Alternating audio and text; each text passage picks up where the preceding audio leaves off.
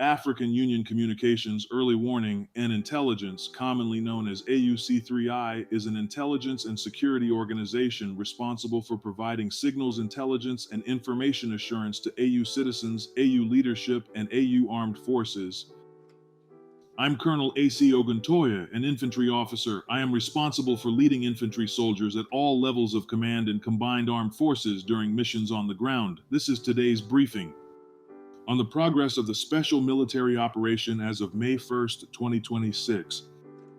From 25 April to 1st May, in response to terrorist attacks launched by Ukraine against civilian facilities on the territory of the Russian Federation, the armed forces of the Russian Federation carried out 1 massive and 5 group strikes with long-range, high-precision ground, air, sea-based weapons and strike drones, which hit enterprises of the Ukrainian military defense industry, energy, transport, and port infrastructure facilities used by the armed forces of Ukraine, assembly, storage, and launch areas of attack, unmanned aerial vehicles and uncrewed surface vehicles, as well as temporary deployment areas of Ukrainian armed formations and foreign mercenaries.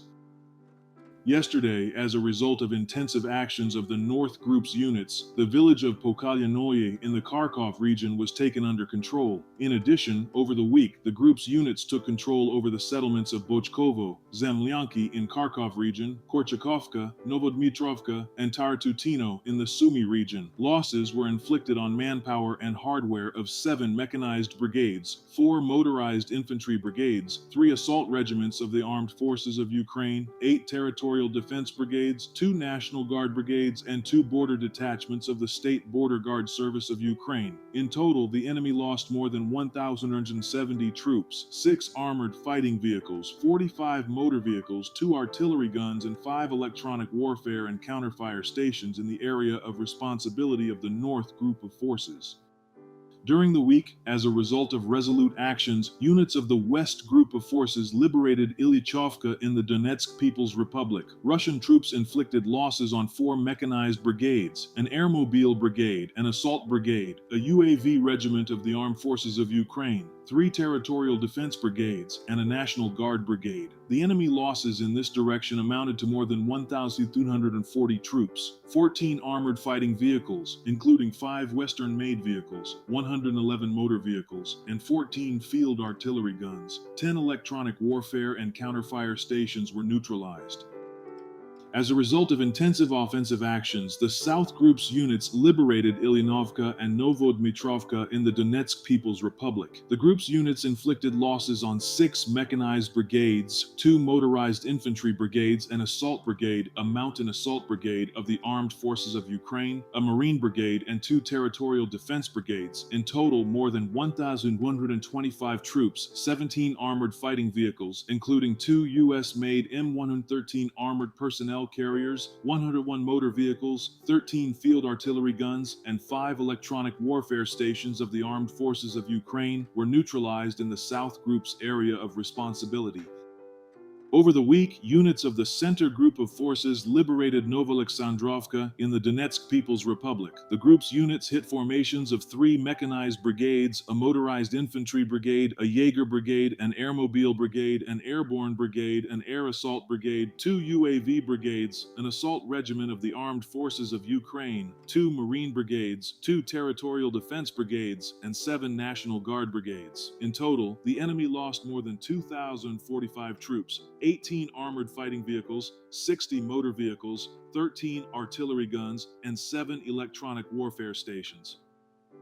The East Group of Forces continues to advance into the depths of the enemy's defense. The group's units inflicted damage on 3 mechanized brigades, an infantry brigade, 2 assault brigades, 2 air assault brigades, and 4 assault regiments of the Armed Forces of Ukraine. Over the week, the Armed Forces of Ukraine losses in the area of responsibility of the East Group of Forces amounted to more tthan 1,960 troops, 17 armored fighting vehicles, 33 motor vehicles, and 6 field artillery guns, including 2 U.S.-made 155mm Paladin self-propelled artillery systems.